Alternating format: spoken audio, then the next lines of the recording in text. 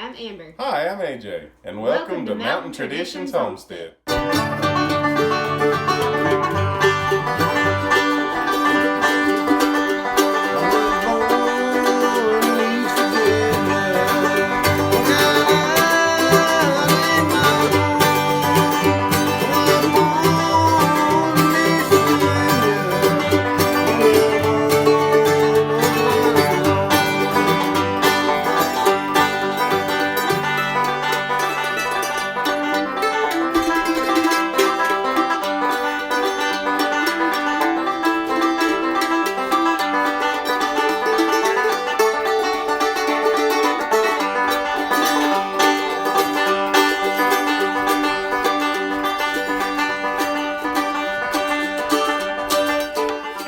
We are getting ready to do a little bit of work in the garden today, and we thought we'd bring you with us and show you what we're going to do. We're going to be fertilizing and tying up some tomato plants, doing a little bit of weeding. AJ's going to plant another apple tree for us, so we thought we'd bring you along and show you what we've got to do today.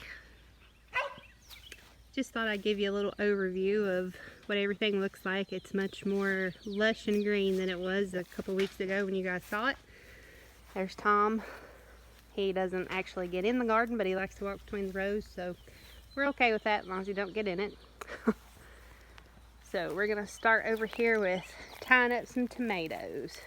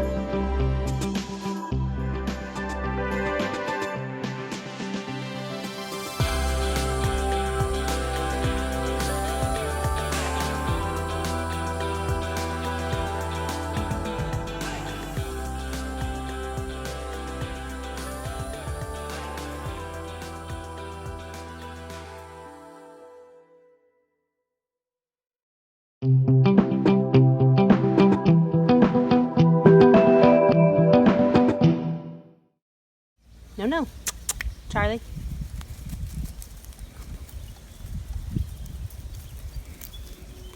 Newest member of our farm family, so sit still. Hi, Charlie. Hi.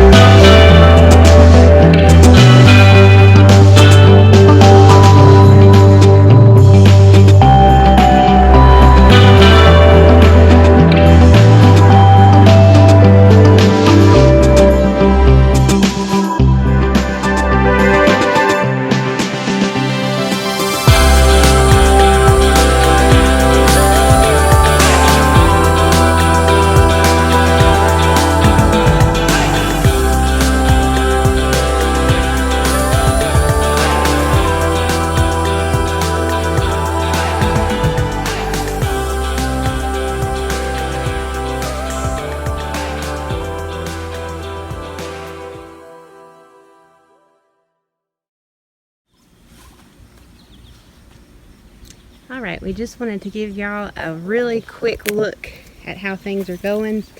Show you some things we're probably going to be harvesting pretty soon. Got some basil here. I was debating on cutting some tonight and putting it in the dehydrator, but I think I'll wait and do that this weekend. Just because you know how long you have to leave the dehydrator going. I don't want to have that running all night. We'll wait and do that this weekend. My zinnias that I have planted here, I see a little bud coming out of the middle of that one. So we're going to have some real pretty color in the corner of that bed. Hopefully attract some more bees. Marigolds are looking big and pretty. Doing a good job keeping the deer away. We haven't had any trouble, cross our fingers. But we are going to be doing a video to show you guys how to make a deterrent. Especially since we're getting a lot of fruit on, like you can see here. These are our black beauties. But AJ's daddy has a recipe. You use cayenne pepper and maybe a few other kind of hot peppers, boil them, stick it in a spray bottle, and then spray all your plants with it. Won't harm the plants, but of course nothing will want to eat them. So we'll do a video and show you how to make that and how to put it on the garden. Maybe that's something you guys can try too. That's our first year trying it. He's always done it and it works well for him. Let's see. Got a big patch of marigolds in there. Saw the black beauties. Those are my favorites. Got more hiding back there. I cannot wait to get one of those off there and slice into it. We'll save you some seeds, Greg. Say it again. We'll save you some seeds, Greg. Alrighty, we got lots of tomatoes growing under here. There's a big fat one right there. Those are the St. Pierre's. That's a heirloom variety from Baker Creek. Got the Kajari melons here. If the buds are any indication, we're going to have a lot of melons to eat, which I'm okay with. I'll show you how we do this. These melons, of course, usually just, run along the ground, but we are training them to go up this trellis. So you just kind of have to grab it and twist it around and teach it how you want it to go. I've got one on the other side over here, I'll show you, that I let get away from me, and it's running out between the beds, which that's okay, and I could probably pull it back through there, but I might just leave it. It'll be pretty. Kajari melons here, looking really good. Our onions, just to be honest, we're not sure what their problem is. They were looking really, really good. All of a sudden, a lot of them look like they're dying out. I think a few of them may have actually rotted, and I'm not sure what the cause of that is. We don't claim to be professional gardeners by any means. This is the first garden that me and AJ have ever had together. Of course, he gardened with his pawpaw when he was younger, and I've had a few as an adult, but nothing this big, so we're learning, but we'll figure it out. There's a better view of the Kajari melons. Be beautiful as soon as they start covering that trellis. Got some peppers popping out here. The pepper plants were probably the best looking thing that we had. We planted them, had a cold snap and a lot of rain, like a couple weeks of rain. There's a little jalapeno. And they started not looking so good. Some of them are still struggling and some of them are looking really good. So we'll just have to see how it goes. This banana pepper's huge and looking good. The plant got a big pepper on it. Be getting that soon. No, Charlie. Out here. That's Charlie. We're housebreaking him, but we're teaching him to be outside and around the chickens and all the animals and everything too. So what chickens we got left. Yeah, what chickens we got left. We've had a problem with coons the last 3-4 nights, but we're hoping to fix that tonight. We've got some bait, and let's just say we'll take care of it. Those are bell peppers on that side. We've got a variety of lilac and California wonders. This one here should be jalapeno. I tried to alternate the banana and the jalapenos. So this one on the end that looks real big and pretty, it should be a jalapeno plant. No, Charlie. Out. But as you can see, these bell peppers look really good. Big and lush. Hopefully they'll get a lot more big and lush. Here we've got a couple cucumber plants. I planted these a little later. I had 3 on this trellis and they did not make it.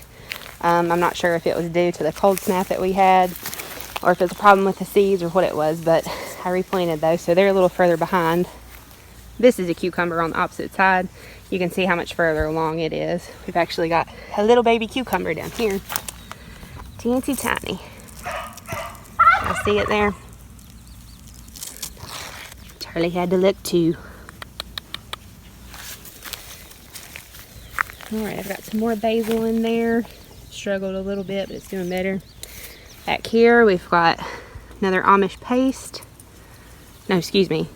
Another St. Pierre. And then this is an Amish paste. You can tell by the shape and how big and fat they are. They're very distinctive. This is a little Roma plant. Again, you can tell by the shape. Almost pear-shaped. Back here, these are what I'm calling my rebel tomatoes. A couple of them got ate by deer. And to be honest, I wasn't sure what I should trim, what kind of suckers I should trim, and so I didn't. And this is the result. Now on the Romas, of course I didn't trim anything off of those, but these St. Pierres have gotten a little wild. I was afraid to cut them back, and now they're a little bit of a jungle, but they're still producing, so we'll see how it goes. Got a whopper of an Amish paste under here.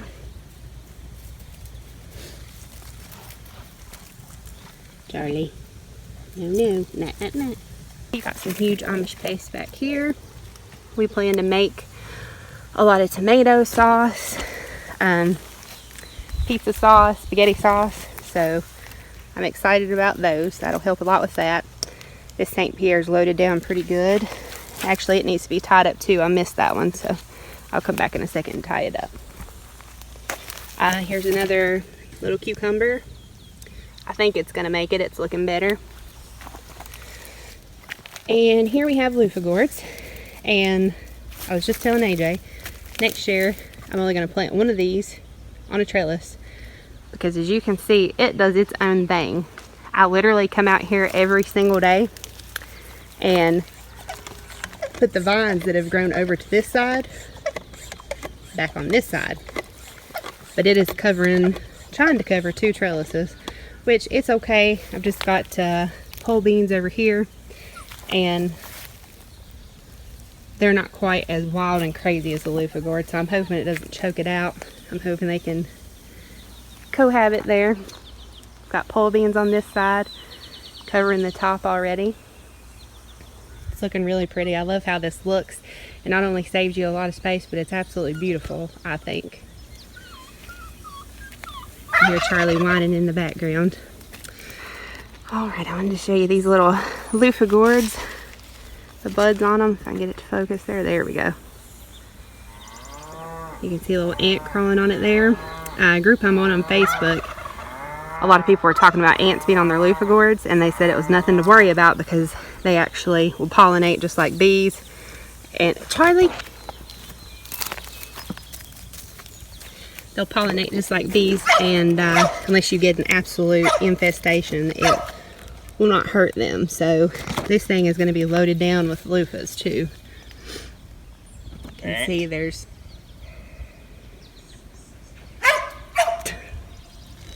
get out of there, mister. You're not allowed in there. So anyway, we're going to have a lot of Lufa Gourds.